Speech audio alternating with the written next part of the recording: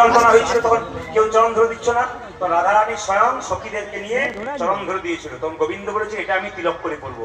স্বয়ং রাধারানীর চরণে ধুলো বলে রাধারানী কিন্তু কোনো মতেই তিলক করে না, গোবিন্দ তিলক করে। গোবিন্দ রাধাকে কত ভালোবাসে চিন্তা করুন। এই জন্য আপনাদের কাছে নিবেদন রইল, যারা কীর্তন শুনতে এসছেন তিলক করেন নাই, অপরাধ নেবেন না। কীর্তন শুনতে এসছেন তিলক করেন নাই, অপরাধ নেই। কিন্তু ব্রহ্মবৈবর্ত পুরাণ বললো, যদি আপনি পুজো করেন প্রত্যেকদিন বাড়িতে মন্দিরে, আর যদি তিলক না করেন তাহলে গোটা পুজোটাই আপনার বেকার হয়ে গেল। হরে কৃষ্ণ।